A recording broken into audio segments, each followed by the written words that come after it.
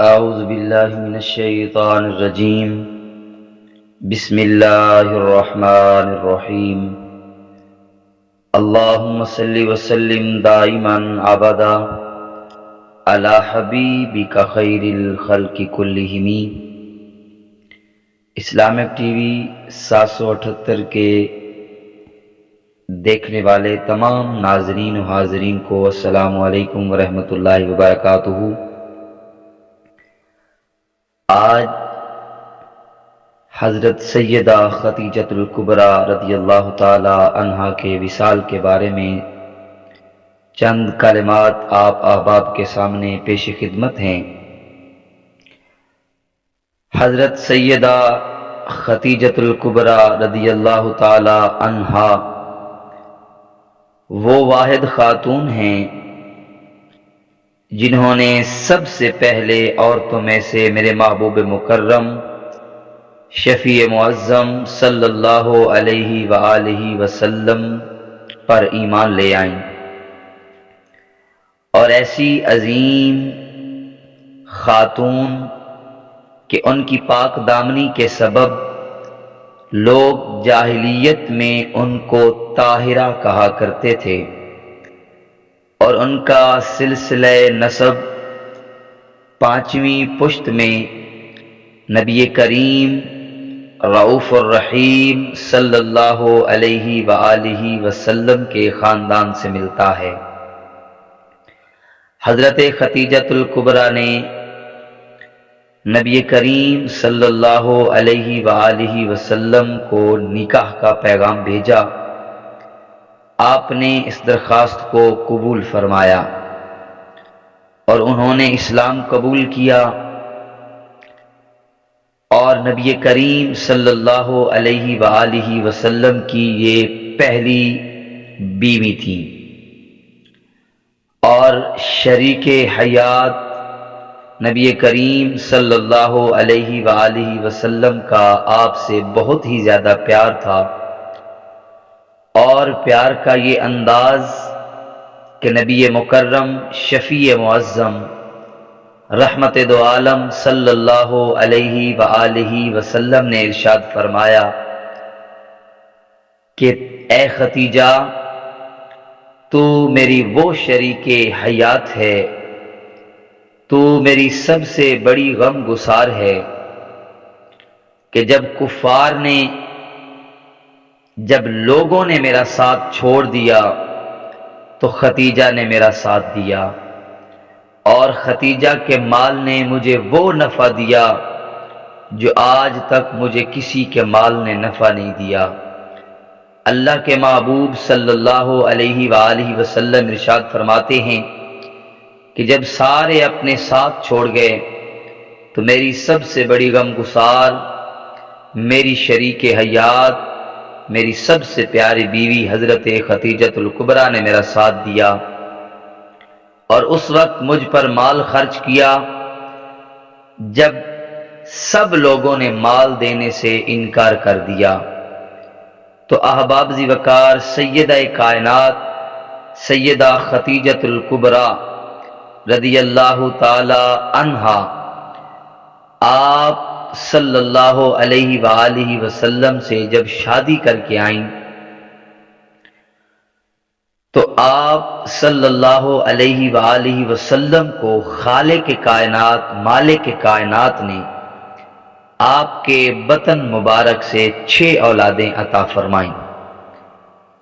سب سے پہلے حضرت قاسم بن محمد صلی اللہ علیہ وآلہ وسلم پیدا ہوئے، جو چند ہی مہینوں کے بعد اللہ تبارک و تعالی کی بارگاہ میں پہنچ گئے، اور سیدہ زینب بنت محمد صلی اللہ علیہ وآلہ وسلم آپ کی صاحبزادی، اور حضرت عبداللہ بن محمد صلی اللہ علیہ وآلہ وسلم، اور حضرت ام کلثوم بنت محمد صلی اللہ علیہ وآلہ وسلم، اور حضرت رقیہ بنت محمد صلی اللہ علیہ وآلہ وسلم، اور سب سے چھوٹی صاحبزادی سیدہ طیبہ طاہرہ فاطمۃ الزہرا سلام اللہ علیہا، آپ جیسی نیک خاتون بھی سیدہ کائنات سیدہ خدیجۃ الکبریٰ کی سب سے چھوٹی صاحبزادی ہیں۔ یہ ساری اولادیں اللہ تبارک و تعالی نے سیدہ خدیجۃ الکبریٰ سے، سید خدیجۃ الکبریٰ کے بطن مبارک سے میرے محبوب کو اللہ نے عطا فرمائیں۔ تو احباب ذی وقار، نبی کریم صلی اللہ علیہ وآلہ وسلم آپ سے بہت ہی زیادہ پیار فرماتے تھے، اور ایک دن حضرت سیدہ خدیجۃ الکبریٰ سلام اللہ علیہا بہت زیادہ بیمار ہو گئی، اور میرے محبوب مکرم شفیع معظم صلی اللہ علیہ وآلہ وسلم کی آنکھوں میں آنسو آ گئے، اور سیدہ خدیجۃ الکبریٰ کے لیے دعائے خیر فرمائی۔ ہجرت کے 3 سال پہلے میرے محبوب کے پیارے چچا حضرت ابو طالب کا انتقال ہو گیا۔ ابھی یہ غم بھرا نہیں تھا کہ حضرت سیدہ خدیجۃ الکبریٰ کی طبیعت بہت زیادہ ناساز ہوئی، اور میرے محبوب مکرم صلی اللہ علیہ وآلہ وسلم آپ کے پاس موجود ہیں۔